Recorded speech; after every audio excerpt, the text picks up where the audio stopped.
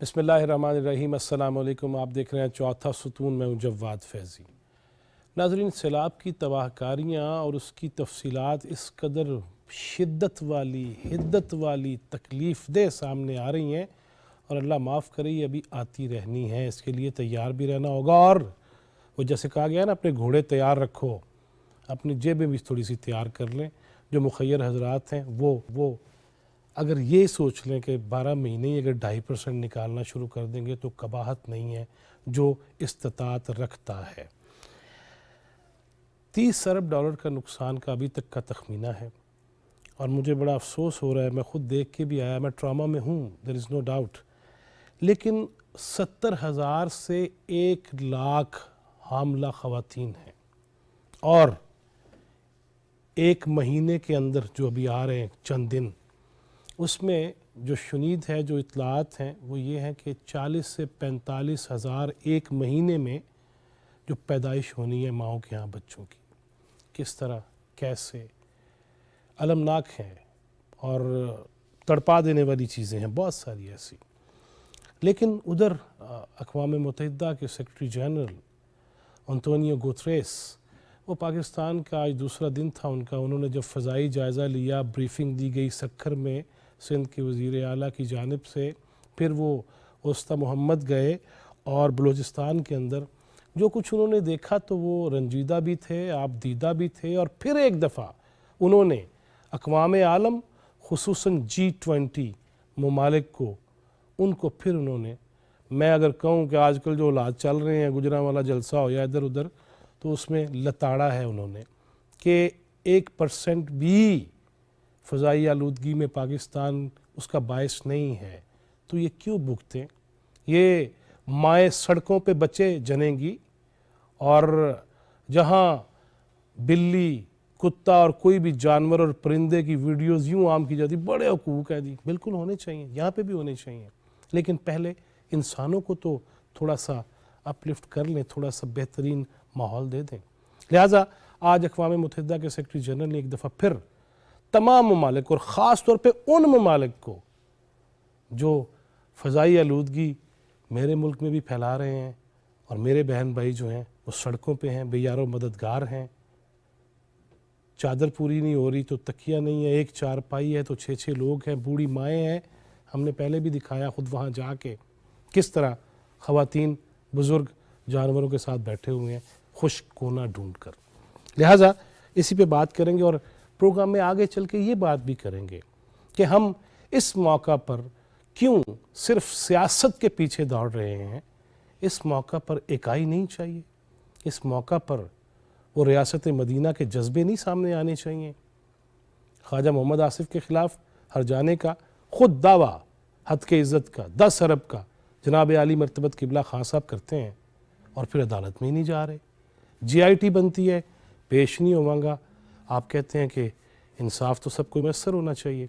इसके साथ बात करेंगे कि इरफान सिद्दीकी साहब, senior most journalist, season journalist, जिनके बारे में फ़ी ज़माना मैं कहता हूँ असर हाज़र में कि अल्फाज जिनके जेब की घड़ी और हाथ की छड़ी हैं, उन लोगों को आप हथकड़ियाँ लगाते हैं, मतीउल्लाह जान को बहुत कुछ करवाते हैं, फिर कहते हैं मैंने पता ही कोई नहीं सी। ये सबसे शायद मैं ये बातें ना कर सकूं, लेकिन मैं तारफ़ कराऊंगा तो आपको अंदाज़ा हो जाएगा कि ये चंद बातें भी हमने अपने मुआशरे को बेहतर बनाने के लिए। तशरीफ़ रखते हैं स्टूडियोज़ में सीनियर जर्नलिस्ट हैं तजियाकार जनाब फ़ारूक फैसल ख़ान, बहुत शुक्रिया आपके आने का। सफ़ारतकारी के मैदान में एक बहुत बड़ा नाम, देयर इज़ नो डाउट, इसमें कोई शक नहीं है कि बहुत सारे ममालिक में और बहुत सारे प्लेटफॉर्म्स पर पाकिस्तान की नुमाइंदगी आला और एहसन तरीके से की मोहतरमा नाइला चौहान, बहुत शुक्रिया आपके आने का। इंटरनेशनल अमूर हों, बैनुल-अक़वामी अमूर हों, इंटरनेशनल अफेयर्स हों, उसमें एक जय्यद नाम कायद-ए-आज़म यूनिवर्सिटी से ताल्लुक़ है, डॉक्टर मुनव्वर हुसैन, बहुत शुक्रिया डॉक्टर साहब आपके भी आने का। दोनों तरफ की इजाज़त हो तो मैं पहले फर्स्ट आप हैं जी। ये जो सेक्रेटरी जनरल अक़वाम मुत्तहिदा आए, आप दीदा भी हुए, कह भी रहे हैं, कितनी जूं रेंगेगी, कितना एहसास होगा उन ममालिक को जिनकी वजह से हम ये भुगत रहे हैं। और वो बार बार ये कह रहे हैं कि इंसाफ मांग रहा हूँ, इमदाद की बात नहीं कर रहा। इंसाफ करेंगे ये? देखिए, अगर तो हम इसको इंटरनेशनल लेवल पे देखा जाए تو COP26 میں بھی یہ باتیں ہوئی تھیں، اور جو ڈیولپڈ یا گلوبل نارتھ جسے آپ کہتے ہیں ان کے اوپر یہ ذمہ داری عائد کی گئی تھی، اور اس وقت انہوں نے about $101 بلین کی کمٹمنٹ بھی کی تھی. لیکن جہاں تک امپلیمنٹیشن کی بات ہے، آپ دیکھیے ایک چھوٹی سی مثال دیتی ہوں آپ کو کہ دنیا کی 23% آلودگی EU کر رہا ہے. ٹھیک ہے جی، EU نے $1.8 million as donation for climate change کے وکٹمس کے لیے، 34 بلین انہوں نے ڈالا ہے اپنے بارڈرز کنٹرول کرنے کے لیے فار کلائمیٹ ریفیوجیز. آپ دیکھیے جو آپ سوال کر رہے ہیں نا، آپ ادھر دیکھیے کہ انہوں نے کس طرح سے ان کی اپروچ ہے کہ اپنے بارڈرز کو سیکیور کرنے کے لیے 34 بلین ہے، اور جو مر رہے ہیں جو اس کا علاج ہے، اور جہاں پہ مسئلہ ہے وہاں پہ 1.8 ملین یعنی کہ 5 سینٹس 5 سینٹ پر پرسن، 5 پیسے یہاں کے جو ہو گئے، 5 سینٹس دیے ہیں انہوں نے پر پرسن. مطلب یہ جو گلوبل نارتھ ہے اس کو اب اپنی ذمہ داری اٹھانی پڑے گی. یہ جس طرح سیکرٹری جنرل صاحب نے پہلے بھی کہا تھا کہ بارش ایسی ہو رہی ہے جیسے بارش اسٹیرائڈز پہ ہے. بالکل آپ دیکھیے کہ COP26 میں کلائمیٹ اپارتھائڈ کی بات کی گئی ہے، کلائمیٹ جسٹس کی بات کی گئی ہے، جو کہ سیکرٹری جنرل صاحب نے کہا وہی انصاف کی جو بات کر رہے ہیں یہ دنیا میں مانگا جا رہا ہے. لیکن اس میں ایک بات جو ایڈ کرنی چاہوں گی، جو انہوں نے کہا ڈیٹ سواپ کا، ڈیٹ سواپ بلو اکانومیز نے بھی مانگا ہے، اور ہم بھی اب ہمیں مانگنا چاہیے کہ جو جیسا IMF کے اوپر آپ کے قرضے چڑھ رہے ہیں اور اتنے قرضے چڑھ رہے ہیں، آپ وہ قرضے پے کریں گے یا اپنے لوگوں کی جانیں بچائیں گے؟ لائیوز اینڈ لائیولیہوڈس کے لیے آپ کو یہ ڈیٹ سارے معاف کرنے چاہیے ان کو، اور کچھ کریں نہ کریں تاکہ ہم اپنی ریسورسز اپنے لوگوں کی جانیں بچانے میں لگا سکیں. بالکل صحیح. میں ڈاکٹر صاحب آپ کی طرف آتا ہوں. اب درمیان سے میں کہ دائیں طرف ہی چلے جانا چاہیے. تو یہ کتنا اہم دورہ ہے، اس کو کیسے دیکھ رہے ہیں؟ اور وہی میرا سوال ہے کہ اس میں کوئی شک نہیں ہے کہ اقوام متحدہ کے سیکرٹری جنرل کا بار بار ایک چیز کو دہرانا اور بار بار اپیل بھی کرنا، اور اپیل کم ہے، وہ تو مطالبہ کر رہے ہیں کہ انصاف کرو نا، کیا ہے تو تمہیں نے درد دیا ہے، دوا بھی کر دو، کچھ دے دو. ہوگا کتنا ہوگا؟ دیکھیں جی، انٹرنیشنل پالیٹکس کے اگر ٹرینڈز کو دیکھیں تو پہلی جنگ عظیم کے بعد، دوسری جنگ عظیم کے بعد اوورآل اگر یونائٹڈ نیشنز کے ہم رول کو دیکھتے ہیں تو پارشلی ہمیں سکسیسفل نظر آتا ہے اور پارشلی ہمیں انسکسیسفل نظر آتا ہے. اسپیشلی جس طرح سے میڈم نے بہت اچھے امپیریکل ایویڈنسز ہمیں دے دی کہ جس کے اندر جو گلوبل نارتھ ہے وہ رسپانسبل ہے، نہ فقط یہ کہ کلائمیٹ جو چینج آ رہی ہے اس کا، بلکہ اس کے ساتھ ساتھ جو یونائٹڈ نیشنز کی جو فیلئر ہے ان سم ایریاز، اس کے حوالے سے بھی رسپانسبل ہے. اس کی موٹی مثالیں آپ دیکھ لیں نا، لائک کشمیر اور فلسطین کا ایشو ہے. اور پھر یہ جو گلوبل وارمنگ میں جس طرح سے میڈم نے بڑا اچھا آئیڈینٹیفائی کیا کہ 34% ان کا شیئر ہے UK کا، اور وہ اور دے کیا رہے ہیں وہ اس کے بدلے کے اندر. تو جس طرح خود جنرل سیکرٹری صاحب نے بھی اس کا اظہار کیا کہ پاکستان کی شاید کنٹریبیوشن بہت ہی کم ہے global warming and climate change کے اندر، لیکن سب سے زیادہ وکٹم 10 جو بڑے ممالک ہیں جو اس کا شکار ہیں، اس میں پاکستان سر فہرست ہے. بلکہ ہم یہ کہیں کہ اب فرنٹ لائن کے اوپر ہے، یعنی جو تباہ کاریاں ہمارے ہاں ہوئی ہیں، اور یہ جس کا ایک تخمینہ $33 بلین لگایا جا رہا ہے، یعنی یہ بہت بڑا تخمینہ ہے اس اکانومی کے لیے جو پہلے ہی سروائیول کے فیز سے گزر رہی ہے. ایگزیکٹلی جہاں پہ غربت ہے، کچھ پیسوں کے لیے معاہدے اور انتظامات کر رہی ہے، تو اس میں تو یہ بہت بڑا. اور اگر دنیا اس طرف نہیں متوجہ ہوتی تو یہ دیکھیں ایک خطے کے اندر اگر انسٹیبلٹی آتی ہے تو وہ تو افیکٹ کرے گی پھر پوری دنیا کو، ایک ٹرکل ڈاؤن افیکٹ جاتا ہے. تو ڈاکٹر صاحب پھر یہ اس میں بھی تو ذمہ دار تصور ہوں گے نا؟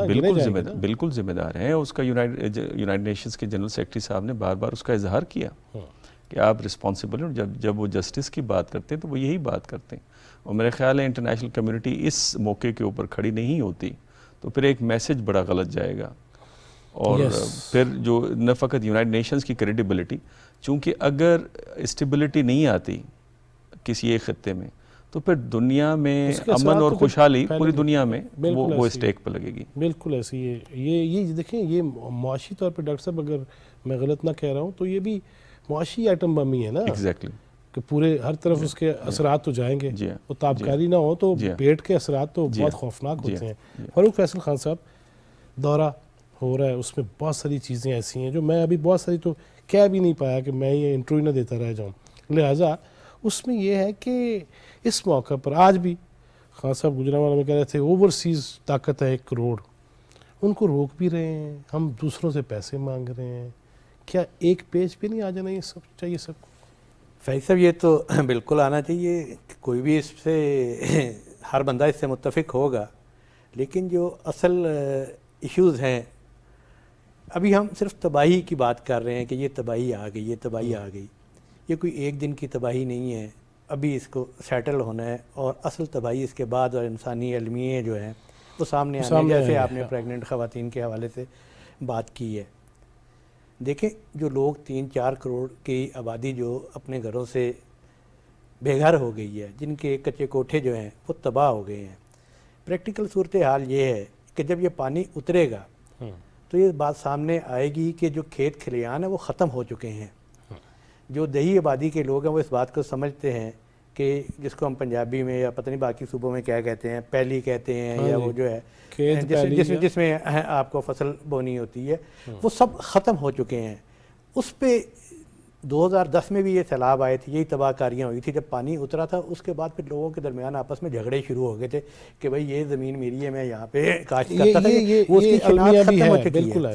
پھر اس کے بعد آپ نے یہ 3-4 کروڑ لوگ جو ہے، ابھی تو سب لوگ جو ہیں وہ مختلف آرگنائزیشن بھی ہیں، باتیں بھی کر رہی ہیں، امداد بھی دے رہی ہیں، لیکن یہ 1 یا 2-3 دن کے لیے ہے. ان کی رہائش کے، ان کے مکانات دوبارہ سے تعمیر ہونے ہیں، ان کے کھیت کھلیان دوبارہ سے ہونے ہیں، اور ان کی جو بیسک معیشت ہوتی ہے وہ جانور ہوتی ہے. 25 لاکھ سے زائد جو ہیں وہ آپ کے مویشی جو ہیں نا وہ اس سیلاب کی نظر ہو گئے ہیں. اور وہ تمام جو ہے وہ آپ کی خوراک پوری کرتے تھے. یہ 25 لاکھ جانور جو ہے انہوں نے بھی آگے ریپروڈکشن میں جانا تھا، اور پاکستان جو ہے وہ کم از کم 2 سے 3 سال جو ہے صرف خوراک کا جو ہے بحران جاری رہے گا. اور جب یہ پانی اترے گا، صرف 3-4 کروڑ کے مسئلہ نہیں ہے. یہ 3-4 کروڑ لوگ جو ڈسٹرب ہوئے ہیں، یہ کم از کم 14 سے 15 کروڑ لوگوں کی جو ہے خوراک پیدا کرتے تھے. بالکل ٹھیک ہے. وہ فراہم کرتے تھے. بالکل ٹھیک ہے. تو یہ سب چیزوں کو دیکھتے ہوئے پھر وہ آپ کے سوال کے پہ تو بالکل ہم تمام پولیٹیکل پارٹیز جو ہیں، جتنی بھی ان کے جو بھی اختلافات ہیں، انہیں اس وقت جو ہے بالائے طاق رکھتے ہوئے ایک نکاتی جو ہے ان کا ایجنڈا ہونا چاہیے اور سیاست ہونی چاہیے کہ ہم انہیں ساروں کو بحال کیسے کریں گے. یہ بہت بڑا چیلنج ہے، اس میں کوئی شک نہیں ہے. چوہان صاحب، یہ چیلنج تو بہت بڑا ہے، اور جس طرح میں نے آغاز میں کہا، تاکہ کچھ موٹیویشن کی باتیں، کچھ ترغیب کی بات بھی ہم کر سکیں. ہمارا روایتی ٹاک شو نہیں ہے کہ پڑھ لو، مار دیو، ٹا دیو. نو، بات یہ کہ کوئی لوگوں کو تھوڑی سی باتیں بھی کریں. اس موقع پر جو جتنے بھی مخیر حضرات ہیں، اس موقع پر جتنے بھی ڈپلومیٹس ہیں، اس موقع پر جتنے بھی پولیٹیشنز ہیں، اس موقع پر جتنے بھی جج ہیں، جرنیل ہیں، کوئی بھی طبقہ زندگی ہے، اس کو بھی تھوڑا سا کٹ نہیں اپنے خرچوں پہ لگا کے اس طرف اس کا راستہ بنا لینا چاہیے. آپ کی بات بالکل صحیح ہے، کرنا چاہیے، اور میرا خیال ہے کر بھی رہے. لیکن اس وقت جیسے انہوں نے فرمایا، ابھی تک تو پراپر تخمینہ بھی آپ نہیں لگا پا رہے ہیں، اور حالات اتنے سنگین ہیں. لیکن تخمینہ تو بڑھتا چلے جانا ہے. Exactly. آج ہی سے اگر میں بچے کی پاکٹ منی کو کہہ دوں بیٹا آپ نے روز 5 روپے ایک سائڈ پہ کر دو ان کے لیے، تو بچوں کو ترغیب بھی ہوگی. پاکستانی جو ابھی مطلب جس کی حالت بہتر ہے، اور پاکستانی اس لحاظ سے جس طرح سیکرٹری جنرل نے بھی کہا، بہت لونگ اور گیونگ لوگ ہیں. اس نے خود یہ دیکھا ہے. اور آپ دیکھیں 2010 کا جو تھا، حکومت کے ادارے فیل ہو گئے تھے، لوگ نہیں فیل ہوئے تھے. ایک ایک پاکستانی کھڑا ہوا تھا. صحیح. اور ابھی بھی وہ کھڑے ہو رہے ہیں. لیکن جب آپ انٹرنیشنل لیول کی بات کرتے ہیں، آپ دیکھیے 33 ملین ڈسپلیسڈ لوگ ہیں. یہ 6 گنا زیادہ ہے جو یوکرین وار میں ڈسپلیس ہوئے. بالکل ٹھیک ہے، بالکل ہم اس کی بات یوکرین کی آپ دیکھیں ویسٹرن میڈیا میں کتنی بات ہو رہی ہے، اس کا ایک چھٹا حصہ ہے جو پاکستان میں اس وقت انٹرنلی ڈسپلیس لوگ ہیں، اور وہ خود لگائی ہوئی جنگ ہے، یہ بالکل، آفت ہے، اور بالکل، کنہوں نے ہمارے سروں پہ ہاں جی، جو پھینکی ہے وہ بھی جو ذمہ داری کی پہلے بھی ہم بات کر رہے تھے. ایگزیکٹلی. سو ذمہ داری کی جو ہے مطلب ایز ڈپلومیٹ میں تو کہوں گی نا کہ جو نارتھ ساؤتھ ڈائلاگ ہو رہی ہے، جب آپ گلوبل نارتھ اور گلوبل ساؤتھ کی بات کر رہے ہیں، اگلے سال جو ہے ایجپٹ میں COP27 ہو رہا ہے، اور یہ سارے ایشوز جو ہیں اب مزید گھمبیر طریقے سے جائیں گے کہ گلوبل نارتھ کو یہ جو انہوں نے ایک کلونیلزم، کلائمیٹ کلونیلزم بھی کیا ہوا ہے، جس طرح کی مائننگ افریقہ میں ہو رہی ہے، ارسپانسبل قسم کے آپ دیکھیں کہ پیٹرول لیکیجز ہو رہے ہیں، اوشنز تباہ ہو رہے ہیں، ان سب کی ذمہ داری انہوں نے لینی ہے. ہم ٹھیک ہے 1% ہماری کنٹریبیوشن نہیں ہے کاربن 1% بھی نہیں ہے جی، لیکن ہم جیسے انہوں نے فرمایا amongst the top 10 most vulnerable countries ہیں. تو یہ ایک دنیا ہے جس میں سب اکٹھے ہیں. یہ پاکستان کا مسئلہ نہیں ہے صرف، یہ جب تک جائے جیسا سیکرٹری جنرل نے کہا دس از انسینٹی، یہ دیوانگی ہے اگر آپ اس کو سنجیدگی سے نہ دیکھیں. تو دنیا کو یہ دیکھنا ہے، یہ صرف پاکستان میں ایشو نہیں ہے، یہ پوری دنیا پہ یہ آئے گا مسئلہ. انہوں نے کہا آج یہ پاکستان میں کل تمہارے ملک میں بھی ہو سکتا ہے. انتباہ تھا بالکل. اور آپ دیکھیں یورپ میں بھی کیا کچھ نہیں ہو رہا، ڈراؤٹ ہو رہا ہے، دریا سوکھ رہے ہیں، اپنے کرتوت سامنے آ رہے ہیں، لیکن جب تک یہ ذمہ داری نہیں اٹھائیں گے یہ ان کے گھر جو آگ ہمارے گھر میں آج ادھر بھی پہنچے گی. صحیح. اور اللہ نہ کرے کہ پہنچے اور ہم جاگ جائیں اس سے پہلے. ڈاکٹر صاحب جس طرح چوہان صاحب نے بات کہی ہے کہ ان کو نظر بھی آنا چاہیے، لیکن میڈیا ہو یا ہمیں پاکستان کو بطور اسٹیٹ بھی ریاست کے، اس میں ان کو یہ چیزیں بتانے کے لیے، یہ نہیں کہ 20 لوگ دورے کر لو ڈالروں پہ خرچ کر کے، کس طرح ہم اچھے طریقے سے پیسے بچا کے مینیج کر سکتے ہیں کہ ان تک یہ چیز پہنچے. کیا کرنا چاہیے وہاں پہ لوگوں کو، سفارت خانوں کو، اور جو وہاں ہمارے پاکستانی رہتے ہیں وہ اپنے طور پہ وہاں کیا کیا کر سکتے ہیں؟ یہ تو سوال بنتا تھا مسز چوہان صاحبہ سے جو کہ ڈپلومیٹ رہ چکی ہیں. میری اپنی جنرل آبزرویشن ہمیشہ یہ رہی ہے کہ پاکستان اپنے ان ٹرمز آف انفلوئنس اس خطے میں ایک مڈل پاور ہے، مڈل رینج پاور ہے. اس خطے میں اگر کوئی انفلوئنس کے لحاظ سے کوئی پاور ہے تو وہ پاکستان ہی ہے. لیکن پاکستان کے اندر ایک ڈیفیشنسی رہی ہے ہمیشہ، اور وہ یہ رہی ہے کہ ہم نیریٹو میکنگ اور نیریٹو کی ڈسیمینیشن اس میں ہماری کمزوری ہمیشہ رہی. اس لیے نہیں ان سے پوچھ رہا تھا. جی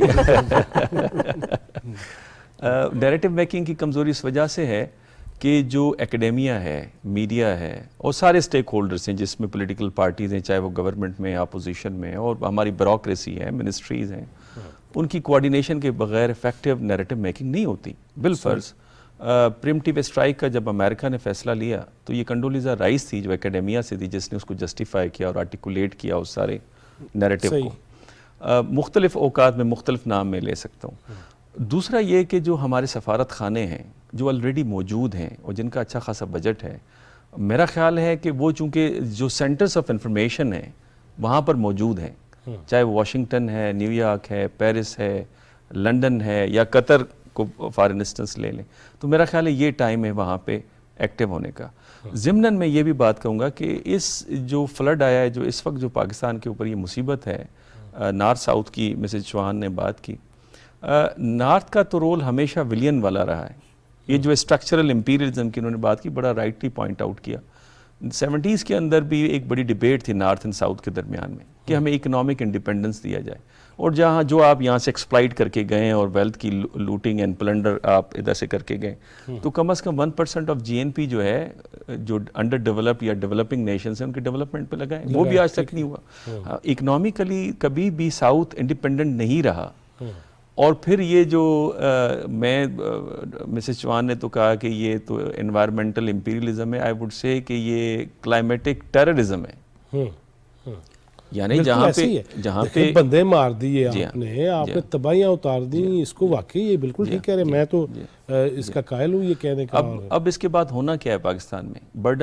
برڈن آئے گا آپ کے اربن ایریاز کے اوپر. آپ دیکھیں کراچی کے اوپر آ رہا ہے برڈن سندھ کا، لاہور میں لوگ آئیں گے، اسلام آباد میں لوگ آئیں گے، یہاں پھر پرابلم زیادہ آپ کے وہ بڑھیں گے. سوسائٹل نارمز جو ہیں وہ آپ کے چینج ہوتے ہوئے نظر آ رہے ہیں. بہت سارے ایونٹس ہیں جو میں کیمرہ کے سامنے نہیں بتا سکتا. اسی طریقے سے آپ کی جو گورنمنٹل جو اسٹرکچر ہے، جہاں پہ چونکہ اتنے میگا لیول کے اوپر یہ پرابلم آیا ہے، یس آپ اس کو ٹیکل نہیں کر سکتے، لیکن لوگوں کا کانفیڈنس آپ کے گورنمنٹل اسٹرکچر کے اوپر کیا وہ رہے گا یا ایروڈ ہوگا. پھر یہ صرف اکانومی اینڈ سوسائٹی پہ افیکٹ نہیں کرے گا، یہ آپ کی پالیٹی پہ بھی افیکٹ کرے گا. اگر آپ سمجھتے ہیں کہ پالیٹکس اس سے بچ کے رہے گی، ہمیں آئے دن نظر آ رہا ہے کہ اپنے نمائندگان کے ساتھ وہاں کے نیٹو لوگ کیا کر رہے ہیں. تو میرا خیال ہے اس کا ایفیکٹ بہت بڑا ہے. اور اگر ڈومیسٹک پالیٹکس میں ایک ضمن سوال ہے کہ اس موقع پر میں اس لیے نہیں کہ میں کوئی سوال ہے میرا سیدھا چلے، میں لمبی بحث میں نہیں جاتا. اس موقع پر اگر یہ دیکھیں گے باہر بیٹھے لوگ بھی اور اندر بیٹھے ہوئے لوگ بھی جو اتنی بڑی تعداد میں ہے کہ یار یہ پھر جلسہ کھیل رہے ہیں، ایک دوسرے کو للکارے جا رہے ہیں، اس کے اثرات دماغی طور پہ ان پہ نہیں جائیں گے اور پولیٹیشینز کے حوالے سے نیگیٹیوٹی نہیں پھیلے گی؟ میں سمجھتا ہوں اس وقت یونٹی کا وقت ہے، ہمیں یونائٹ ہونا چاہیے. اور کرائسس جہاں پہ کرائسس آتا ہے وہاں پہ وہ ایک اپرچونٹی بھی لاتا ہے. میرا خیال ہے یہ وہ وقت ہے، چونکہ انفارچونیٹلی جب اے پی ایس کا واقعہ ہوا تھا تو پوری لیڈرشپ ایک پلیٹ فارم پہ جمع ہو گئی تھی اور انہوں نے ایک نیشنل پالیسی، سیکیورٹی پالیسی بنائی تھی. تو میرا خیال ہے وہ وقت آ گیا ہے کہ ہمیں بیٹھ جانا چاہیے، ہر اختلاف کو پیچھے رکھ کر. اختلافات چلتے رہیں گے، جو پرنسپل اسٹانس ہے اس سے کوئی آپ نہیں منع کرتا کہ آپ پیچھے نہ ہٹیں، اس سے پیچھے ہٹ جائیں، آپ وہ بالکل جاری اور ساری رکھیں. لیکن کچھ کاز ایسے ہوتے ہیں جہاں پہ میرا خیال ہے آپ کو سوچ تھوڑی سی دونوں طرف، چاہے وہ گورنمنٹ کے ہوں، اگر وہ پالیٹکس کریں وہ بھی مناسب نہیں ہے، اپوزیشن والے اگر پالیٹکس کر رہے ہیں تو وہ بھی مناسب نہیں ہے. میرے خیال میں دونوں طرف سے کچھ ایسی چیزیں نظر آ رہی ہیں کہ جہاں پہ افسوس، میں یہ سادہ الفاظوں میں کہوں گا کہ افسوس ہوتا ہے اس موقع کے اوپر، اور لوگوں کا کانفیڈنس جو ہے وہ ایروڈ ہو رہا ہے. یس فاروق فیصل خان صاحب، جس طرح بھی چلیں پہلے بیرونی دنیا سے واپس آئیں گے، لوکل بھی گجرانوالا ہو، پلوانوں کا شہر ہو، اکھاڑا ہو، تو میں آپ سے بات نہ کروں یہ ممکن نہیں ہے. لیکن یہ بتائیں بیرون ملک جس طرح پاکستانیوں کو خاص میسیج دیا جا رہا ہے اپنے فالورز کو، میں دکھی دل سے یہ کہہ رہا ہوں، اس وقت یہ ٹاپک بنتا نہیں ہے لیکن ڈیفینیٹلی اس پہ بات کرنی پڑے گی. آپ کیا سمجھتے ہیں کہ وہ سیاسی کزن حضرت انقلاب صاحب وہ بھی کوئی پیسے جیسے بھیجیں گے یا بس؟ دیکھیں اس پہ پھر وہی افسوس سے شروع کیا جائے گی بات. یہ ایسا وقت ہے کہ جس میں ہمیں سب کچھ بھول بھال جانا چاہیے. چلے ہم الیکشنز پہ متفق نہیں ہو رہے، ہم کہہ رہے ہیں کہ ہماری حکومت ٹھیک نہیں گئی، اس طرح دس اینڈ دیٹ، لیکن یہ ایک وقت ایسا ہے کہ دیکھیں یہ جو کلائمیٹ چینج ہے یہ ایک دن کی بات نہیں ہے، اور نہ یہ اس سیلاب کی جو تباہ کاریاں جب سامنے آئیں گی یا پانی اتر جائے گا کہ اس کے بعد کلائمیٹ چینج نہیں رہے گا. یہ ایک مستقل ایک ایسی چیز ہے جسے ہمیں فیس کرنا ہے، اب بیماری ہے، اسے اب آپ کو آئندہ سالوں میں بھی فیس کرنا پڑے گا. یہ سب چیزیں جیسے ڈاکٹر صاحب نے کہا ہے کہ فی الحال ان سب چیزوں کو چھوڑ کے اگر یہ سب پولیٹیشنز جو ہیں، جتنی بھی پولیٹیکل پارٹیز ہیں، ایک نقطے پہ آپس میں بیٹھ جائیں اور اس پہ گفتگو کر لیں کہ ان فیوچر جب یہ کلائمیٹ چینج کے جو آئندہ آنے والے سیلاب یا بارشیں یہ سب چیزیں ہوں گی تو اس سے کیسے نپٹا جائے گا. ہماری اسٹرکچرل کمزوری ہیں جو ایڈمنسٹریشن کی وہ تو سامنے آ گئی ہیں کہ ہم اس طرح کی جو ہے آفت کو سنبھال نہیں سکتے. یہ دریاؤں کے پاس جو تعمیرات وہ بھی ایک وجہ بنی، پھر کئی ایسے ایشوز ہیں. آج میں دیکھ رہا تھا بارش زیادہ تھی، ایبٹ آباد کا ایوب کمپلیکس بھی وہ بھی ڈوبا ہوا ہے. یہ ساری ایڈمنسٹریشن کی جو پرابلم ہے نا، یہ کیوں اتنا جو پانی سنبھال نہیں سکے.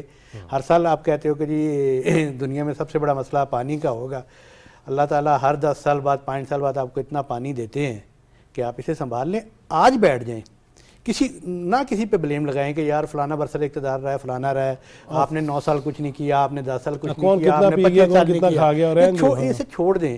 آج اس مسئلے کو سامنے رکھ کے ایک نقطے پر بیٹھ جائیں کہ بھی اس کو ان فیوچر جو ہے کیا اسٹریٹجی ہونی چاہیے. نہ ایک دن میں نہ ڈیم بن سکیں گے، نہ کوئی یہ جو روڈ انفراسٹرکچر ہے یہ تو آپ کو 2-3 سال لے جائے گا. تب 2-3 سال میں تب بنے گا جب آپ کے پاس پیسے آئیں گے. آپ $1 بلین کے لیے آپ کا کیا حال ہوا؟ تو یہ تو آپ کہہ رہے ہو کہ $30 بلین کا نقصان ہے. یہ نقصان اور ریہیبلیٹیشن پہ کتنا لگے گا؟ تو میں تو یہی کہوں گا کہ یہ مطلب جلسہ ولسہ اور یہ ساری چیزیں چھوڑ کے اگر ایک پوائنٹ پہ بیٹھ جائیں اور فیوچر کی کوئی اسٹریٹجی بنا لیں کہ ابھی اسے کیسے آئندہ آنے والے دنوں میں، آئندہ آنے والے سالوں میں کیسے ہم کریں گے، جب یہ سب اکٹھے بیٹھ جائیں گے تو پھر میرا خیال ہے باہر کے لوگ بھی یا باہر کے ممالک بھی، آرگنائزیشن بھی آپ کو زیادہ اچھے طریقے سے آپ سے بات کرے گی یا آپ کی امداد کرے گی۔ نائلہ چوہان صاحبہ، میں بالکل قطع تعلق میں طرفین اور طرفین کی باتیں کروں گا۔ اس کوئی بھی کرتا ہو، وہ مسلم لیگ نون ہو، وہ پیپلز پارٹی ہو، وہ جے یو آئی ہو، وہ پی ٹی آئی ہو، وہ ایم کے ایم ہو، وہ جتنی بھی جماعتیں ہیں، جب میں یہ دیکھتا ہوں یا میرے بچے گھر میں بیٹھ کے جب وہ بیان بازیاں دیکھتے ہیں اور انتہائی حدوں کو چھو جانے والی، اس سے معاشرے پہ اثرات، being a house wife you can say نہ ہو، اب تو آپ گھر میں ہی ہیں نا، آرام فرما رہی ہیں، مطالعہ کر رہی ہیں، یہ ساری چیزیں جب باہر ہم ہوتے ہیں تو تب بھی ہمارے ماتھے کا کلنک بنتی ہیں، ہمیں تانے ملتے ہیں وہاں پہ بھی، اور آپ کو زیادہ ملتے ہیں بالکل کہ وہاں بھی ناراض ہو جاتی ہیں، میری پارٹی میں آپ نہیں آ رہے۔ میں مجھے پتہ ہے کہ وہاں ایز اے ڈپلومیٹ آپ نے کیسے کیسے سنبھالا اور چوہان صاحب نے کیسے سنبھالا، میں بھی وہیں پہ تھا۔ تو اس ساری وہاں جا کے بھی ہم جو ڈیڑھ اینٹ والے کام میں پڑ جاتے ہیں، اس کو کیسے روکا جائے گا اور یہاں سے کیا میسج آنا چاہیے؟ دیکھیے یہ بہت اہم سوال ہے، اس کا حل کوئی آسان نہیں ہے، کیونکہ جو یہاں سے جاتے ہیں، آپ ماشاءاللہ رہے ہوئے ہیں، آپ نے دیکھا کہ اگرچہ ہماری جو ڈائسپورا ہے بہت پیارے لوگ ہیں، دل کے بہت سچے ہیں، اور پاکستان کا درد زیادہ رکھتے ہیں، کیونکہ جب آپ گھر سے دور ہوتے ہیں تو گھر کی یاد آپ کو زیادہ آتی ہے، لیکن ادھر بھی ان کی وہی پولیٹیکل فریگمنٹیشنز ہیں جو آپ کے ملک کے اندر ہیں، اور وہ اس سے اتنے زیادہ ڈسٹریکٹ ہو جاتے ہیں کہ وہ پھر جو پاکستان کی مدد کر سکتے ہیں وہ نہیں کر پاتے، اور اس میں آپ کی بات بالکل صحیح ہے کہ یہاں سے کیا میسج آ رہا ہے۔ اگر میں جو ہوں اپنے گھر سے بیٹھ کے ایک نعرہ لگاتی ہوں، آپ اپنے گھر سے ایک نعرہ لگاتے، جو وہ نعرے سن رہے ہیں ان کو سمجھ نہیں آتی کہ کون سچا کون جھوٹا۔ وہ تو آگے سے گانا ہی لگائیں گے، نانا نانا نہ رہے، بس وہ تو وہی وہاں جو ہو رہا ہے وہ تو پھر یہی کریں گے نا۔ تو یہ ایک بہت بڑا چیلنج ہے، اور یہاں پہ ہماری دیکھیے جو بھی آپ کی سیاست ہے، جیسے آپ نے فرمایا irrespective of your political affiliations exactly, as ٹھیک ہے۔ پاکستانیز، یہ وقت ہے جب ہمیں اکٹھا کھڑا ہونا ہے ایک آواز سے اس ملک، کیونکہ پاکستان نہیں ہے تو میں نہیں ہوں، آپ نہیں ہیں، اور جو ہماری سیاست لیڈرز ہیں وہ بھی نہیں رہیں گے۔ سو یہ اگر احساس ہو جائے نا کہ پہلے پاکستان، تو پھر ان کا جو میسج ہوگا اس میں ایک ہم آہنگی ہوگی، وہ کنفلکچوئل یا اس قسم کا نہیں ہوگا کہ آپ اپنے ڈائسپورا کو بھی بھٹکا رہے ہیں۔ آپ دیکھیے کتنے ڈائسپورا، اور وہ صدقے دل سے، آئی نو دیم، ایگزیکٹ، میں بالکل مانتا صدقے ہوں، دل سے وہ جو نعرے لگاتے ہیں وہ کرتے ہیں اور کوشش بھی کرتے ہیں، لیکن آپس میں ان کی اتنی فریگمنٹیشن ہو جاتی ہے۔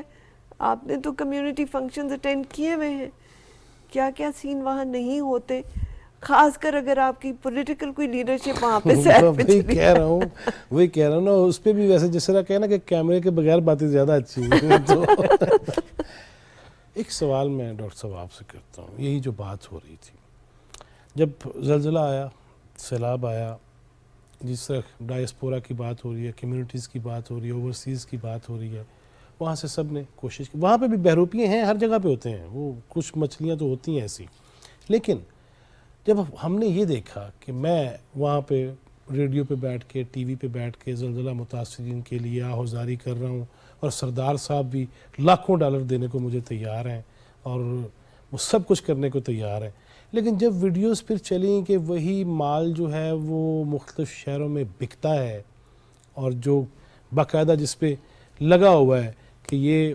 متاثرین کے لیے ہے، اور پھر ہمارے بارے میں جو کہ فنڈز کی پتہ نہیں شفافیت ہے کہ نہیں، حالانکہ وزیر اعظم نے یہ کہا ہے، خود کہا کہ شفافیت رہے گی، اس کا آڈٹ ہوگا، اس کی ہر چیز، نہ صرف پہلے کہا بلکہ سیکرٹری جنرل کے سامنے بھی انہوں نے اس امر کا اعادہ کیا، پھر اظہار کیا، لیکن یہ کس قدر ضروری ہے؟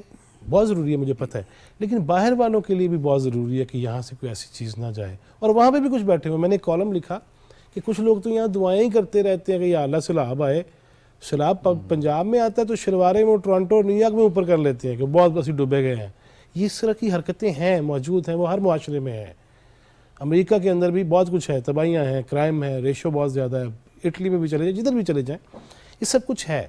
لیکن اس تاثر کو ختم تو کرنا ہوگا، تو بلا دریغ نہیں چلا دینا چاہیے جو بھی اس 2 نمبری میں ملوث پایا جائے. بالکل اس میں کوئی شک نہیں ہے. اکاؤنٹیبلٹی جہاں پہ نہیں ہوگی، محاسبہ نہیں ہوگا. خود مذہب بھی آپ کا یہ کہتا ہے کہ اگر رات کو جب آپ سوئیں تو اپنے نفس کا محاسبہ کریں.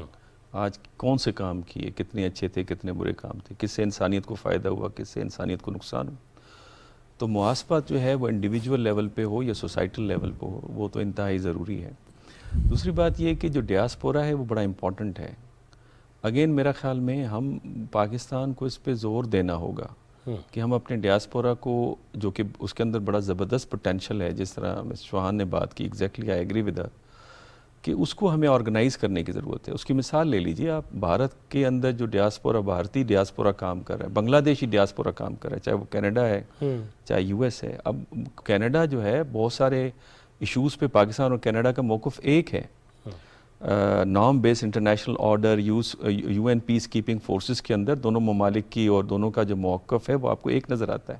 کشمیر کے اوپر اور پھر جو ہیومن رائٹس وائلیشن انڈیا کے اوپر، کینیڈا اس کے بھی بڑا ووکل رہا ہے. لیکن انڈین ڈیاسپورا کو دیکھیں وہاں پہ، غالباً نیکسٹ جو ان کا پرائم منسٹر ہو سکتا ہے وہ ہمارے سکھ بھائی میں سے کوئی ہو جو کہ انڈین اوریجن ہے. آپ نے یو کے اندر اس وقت دیکھا کہ جو پرائم منسٹرشپ کے اوپر جہاں پہ ووٹ ہوئی ہے وہاں پہ وہ کہاں تک گئے. تو میرا خیال ہے یہ پچھلے دنوں ساجد تارڑ صاحب تشریف لائے تھے تو ان کے ساتھ گفتگو ہو رہی تھی. ان کا کہنا بھی یہ تھا کہ ہماری پاکستانی جو کمیونٹی ہے وہاں پہ یو ایس کے اندر، اسے آرگنائز ہونے کی ضرورت ہے، اور اس میں میرا خیال ہے ہماری ایمبیسیز کو زیادہ فوکس کرنا ہوگا. دوسری بات یہ ہے کہ انٹرنل فوکس وہ کرتے ہیں لیکن سر پکڑ کے بھی بیٹھے ہوتے ہیں کہ کریے کی سچی جو بات میں ان کا حال جانتا ہوں کہ وہ وہی جو بات کر رہی ہے نا کہ یہاں سے جو میسج آتا ہے نا اچھا نہیں، وہاں زیادہ اس پہ جو دیکھتے ہیں نا وہاں زیادہ بڑک جاتے ہیں کہ یہ میرا کچھ کرتے سکتا نہیں، ٹچ تو مجھے اس نے کرنا نہیں، گالاں تے کڈو نا، تو وہاں پہ ہم زیادہ شدت بھی اختیار کر جاتے ہیں. ایموشنل تو ہیں، اور یہ صرف پاکستان کے ساتھ نہیں ہے، یعنی یہ سب کانٹیننٹ کے اندر یہ ایلیمنٹ موجود ہے. وہ آپ کو دوسرے ممالک کے بھی جو آپ کو وہاں پہ رہتے ہوئے شہری ہیں وہ بھی اس طرح سے نظر آتے ہیں. لیکن میسج تو آپ نے صحیح فرمایا، یہاں سے جانا ہے نا. یہاں اگر آپ کی تلخی بہت ہی عروج کے اوپر ہے، بلیم گیم بہت عروج کے اوپر ہے، تو اس کا پھر ایک ایفیکٹ تو آپ کو نظر آئے گا. میرا خیال ہے اس کو ختم. میں ضمناً یہ بھی کہوں گا جو آپ نے دریا کے حوالے سے سوال پوچھا تھا، دریاؤں کا جو تاریخی جو راستہ ہے اس کو دریافت کرنے کی ضرورت ہے. دریاؤں کے راستے تبدیل ہیں، پھر دریاؤں کے راستوں پہ آبادی آپ کو نظر آتی ہے، پھر اس کے علاوہ ڈیمز کی آپ کے پاس کمی ہے. میرا خیال پہ اس پہ فوکس کرنے کی ضرورت ہے. دیکھیں نا اتنا پانی تھا آپ کے پاس، آپ ہمیشہ پانی کے لیے ہم پریشان رہتے ہیں، اس میں دوسری رائے ہو ہی نہیں سکتی. وہ آپ اس پہ کام کرنے کی ضرورت ہے. دوسرا تاریخی لحاظ سے جو ہم آج سے 30 40 50 سال پیچھے دیکھیں تو بستیاں اونچی جگہوں پہ ہوتی تھیں. تونسا کی مثال لے لیجئے، جو پرانا شہر ہے وہ اونچی جگہ پہ، وہ ڈوبا بھی نہیں ہے. وہ نہیں ڈوبا. اچھا، جو تونسا والوں نے باقیوں کو ڈوبایا. ایگزیکٹلی، اس کا مقصد ٹاؤن شپ جو پلاننگ ہے وہ ہماری ٹھیک نہیں ہے. اور پھر ایگریکلچرل لینڈ کے اوپر آپ کی آج کل تو آبادیاں ہو رہی ہیں، کل کو یہ فوڈ انسیکیورٹی کا بھی ایشو آئے گا. یہ سیلابوں کی وجہ سے نہیں ہوگا، ٹاؤن شپ کی وجہ سے بھی ہوگا. بالکل ایسے ہے، بالکل ایسے. فاروق فیصل خان صاحب، یہ ساری باتیں کہیں سے تو پکڑنی ہیں. آپ نے جیسے سب نے تینوں نے مجھے کہا، معزز مہمانوں نے، کہ یہ نہیں کہ ساری غلطیاں چھوڑ دیں، لیکن اس موقع پر کم از کم فوکس آپ کا ایک ہی نقطے پہ ہونا چاہیے. میں تھوڑا سا پیٹی بھائیوں والی بات کر لوں، اجازت ہے جی؟ فاروق فیصل صاحب، جناب عرفان صدیقی گرفتار ہوتے ہیں. جب جناب عمران خان پہنچتے ہیں ہائی کورٹ تو ان سے پوچھا جاتا ہے کہ جناب آپ نے تو بزرگی کا بھی خیال نہیں کیا تھا. وہ کہتے ہیں میں نے پتہ ہی نہیں. مطیع اللہ جان کا کیس اتنا اہم ہوا، پورے شہر میں ہم بھی ایک ٹانگ پہ سڑکوں پہ کھڑے رہے کہ یار کدھر گیا ہے. دعائیں علیحدہ تھی، بات چیت علیحدہ تھی. وہ کہتے ہیں میں نے پتہ ہی کوئی نہیں. مطلب اگر انہوں نے پتہ نہیں تو 3.5 پونے 4 سال بعد پتہ ہی کوئی نہیں گزار گئے. یہ 3.25 سال بھی تو نہیں پتہ لگا. وہ جب بھی کوئی مسئلہ اٹھتا تھا یا کوئی بات ہوتی تھی وہ یہ کہتے تھے مجھے ٹی وی سے پتہ لگا ہے، مجھے بیگم صاحبہ نے بتایا. بدقسمتی ہے، آپ اسے کیا کہہ سکتے ہیں. میں اس وقت جس موضوع پہ آپ سارا گفتگو، میں اس میں نہیں، جس چیز کا ہم خود میسج دے رہے ہیں معزز مہمان بھی کہ ہمیں اس وقت جو ہے ان سب چیزوں کو چھوڑ کے نہیں دے رہے ہیں خان صاحب. لیکن پتہ بات کیا ہے کہ جب آپ ہر طرف یہ چلا رہے ہوں گے، آج کی شعلہ بیانیاں ہر طرف چلیں گی، ٹکر چلیں گے، تو بھائی اس میں پھر یہ ہلکی پھلکی تو بات کرنی پڑے گی کہ خان صاحب معاف کر دو، نہ کرو. تانوں کچھ نہیں پتا، انہیں آج بھی کچھ نہیں پتا. وہ کہتے ہیں عدالتوں کا احترام لازم ہے، ہائی کورٹ جو فیصلہ کرے گا مجھے قبول ہوگا. پھر خواجہ آصف کے خلاف وہ گئے، 10 ارب کا ہرجانہ کیا، عدالت کہتی آؤ، وہ کہتے ہیں نہیں مجھے ذرا مزید. ان کے وکیل نے آج کیا کہا؟ ان کے وکیل نے کہا جی وہ سیلابی ایریاز میں مصروف ہے، وہاں کے دورے کر رہے ہیں، وہ گجرانوالہ میں سیاسی جلسہ کر رہے تھے، 5000 جرمانہ بھی ہو گیا آج ان کو. ٹھیک ہے، یہ دیکھیں اس میں گورنمنٹ کو جو ہے نا انیشیٹو لینا چاہیے اور انہیں ایک مذاکرات کی دعوت دینی چاہیے کہ بھائی یہ جو سیلاب، دیکھیں جو آگے آنے والا ہے نا، جو آگے یہ ہم اسلام آباد میں بیٹھے ہیں، کراچی میں بیٹھے ہیں، لاہور میں، ان کے ساتھ جو کچھ آئندہ 2-3 سال میں ہونے والا ہے، جو پرابلمز آنے والے ہیں فوڈ انسیکیورٹی کے پوائنٹ آف ویو سے، وہ ناقابل برداشت ہیں. اس کی طرف کوئی توجہ نہیں دے رہا، اس کی طرف دیکھ نہیں رہا. دیکھیں آپ کے یہاں فصل نہیں ہوگی، آپ کے یہاں جانور نہیں ہوگا، 3-4.5 کروڑ عوام جو ہے وہ بے گھر ہوں گے، ان کے سر پہ چھت نہیں ہوگی، ان کے کھانے کے لیے کچھ نہیں ہوگا. تو وہ یہ بڑے شہروں میں ہی آئیں گے نا، بڑے شہروں میں آئیں گے تو پھر جب ان کے پاس کوئی وسائل نہیں ہے تو پھر کرائم میں اضافہ ہوگا. نہ میں بچوں گا، نہ آپ بچیں گے، نہ خان صاحب بچیں گے. تو کوئی اگر عقل مند آدمی انہیں جا کے سمجھا دے آج کے دن کہ یار آپ اگلے 2-4 ماہ اپنا سارا فوکس، کیونکہ الیکشن تو اب اگلے سال ہی ہوں گے، اب وہ بھول جائیں. ان کا بنیادی مطالبہ یہی تھا نا کہ اس سال ہو جائیں، اب اس سال نہیں ہو سکتے، وہ وقت بھی گزر گیا. آج بھی اناؤنس ہو تو نہیں ہو سکتے، تو وقت پہ ہوں گے. تو یہ جو وقت آپ کو ملا ہے، ضمنی ملتوی ہو رہے ہیں، تو جو آپ کو جو وقت ملا ہے، تو یہ سارے پولیٹیکل پارٹیز جو ہیں بالخصوص دونوں پہ ذمہ داری پڑتی ہے، حکومت پر بھی، اپوزیشن پر بھی. اور اپوزیشن کو اس لیے لتاڑا جا رہا ہے کہ وہ ان کی جو ایکٹیویٹیز ہیں وہ ان کی سمت جو ہے وہ درست نہیں. سوہان صاحبہ، میں پھر آخری اب تبرکن جو پوچھنا چاہتا ہوں 2 جملے. خواتین کے بہت سارے ایشوز جس طرح میں نے شروع میں بیان کیا، اس حوالے سے اگر جو تمام تر سیاسی جماعتیں ہیں، ان کے خواتین ونگز بھی ہیں، ان کے ٹائگر بھی ہیں، متوالے بھی ہیں، جالے بھی ہیں، رکھوالے بھی ہیں، سارے ہیں، لیکن ان کی ڈائریکشن بھی ان ایریاز کی طرف نہیں ہو جانی چاہیے؟ کیا ہو یار، کو مرہم پٹی کا بندوبست کرے. بالکل آپ بالکل صحیح کہہ رہے ہیں. اور جب ایسی ناگہانی آفت آتی ہے اس میں خواتین اور بچے سب سے بڑے وکٹمز بنتے ہیں. جیسا آپ نے حاملہ خواتین کی بات کی، کتنی خواتین جو ہیں ان کے گھر کے مردوں سے ان کا کانٹیکٹ ختم ہو گیا ہے، انہیں نہیں سمجھ آ رہی کہ زندہ ہے، مر گیا ہے، دریا میں بہہ گیا ہے، کیا ہوا ہے. ٹھیک ہے، جن کا پتہ وہ ہی نہیں ہے. ڈیسٹیچیوٹس ہیں، اور وہ جو ڈیسٹیچیوٹس ہیں وہ بہت ولنریبل ہیں. اور آپ کو پتہ ہے اگر کچھ نیک لوگ ہیں تو کچھ زیادہ نیک لوگ بھی نہیں ہیں. It takes all types. جی بالکل ٹھیک. اور ان کی ایکسپلائٹیشن کے خطرات بہت زیادہ ہیں، بچوں کے حوالے سے، خواتین کے حوالے سے. ایگزیکٹلی. سو اس پہ تو بہت زیادہ فوکس ہونا چاہیے. بہروپیہ بھی تو ہر معاشرے میں ہے نا. ایگزیکٹلی. یہ جو ہے خواتین کا ایشو نہیں ہے، یہ معاشرے کا ایشو ہے کہ آپ اپنی خواتین، اپنی بیٹیاں، اپنی بچیاں، اپنے بچے چھوٹے جو سیلاب میں جو ہیں وہ بالکل تتر بتر ہوئے ہوئے ہیں، ان کی حفاظت بہت ضروری ہے. بالکل صحیح. ایک طرف آپ فوڈ سیکیورٹی کی بات کر رہے ہیں، دوسری آپ ہیومن ٹریفکنگ سے آپ نے انہیں بچانا ہے. ایگزیکٹلی. میں کیونکہ یہ بہت ولنریبل ہیں اس وقت. ڈاکٹر صاحب ایسی کوئی بات کر دیجئے تاکہ لوگوں کو مزید احساس ہو. احساس والے ہیں ہم پاکستانی، اس میں کوئی شک نہیں ہے، لیکن مزید اگین اینڈ اگین ہمیں کچھ کہنا ہوگا. میرا خیال ہے جو عام پاکستانی ہے اس کو تو بہت زیادہ احساس ہے. جس طرح کی امداد وہ دے رہے ہیں، لوگ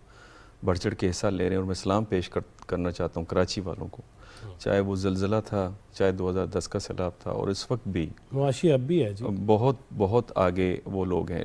ضرورت اس امر کی ہے کہ ہماری جو پولیٹیکل لیڈرشپ ہے، جو ڈرائیونگ سیٹ کے اوپر بیٹھی ہوئی ہے، ان کو مزید احساس کرنے کی ضرورت ہے. میرا خیال ہے اپنی انرجیز اپنا میں خان صاحب سے صرف یہ ریکویسٹ کروں گا کہ اگر آپ فرسٹ ایئر سے بات نہیں کر سکتے لیڈرشپ سے because of the one or the other reason, second year سے بات چیت ہو سکتی ہے.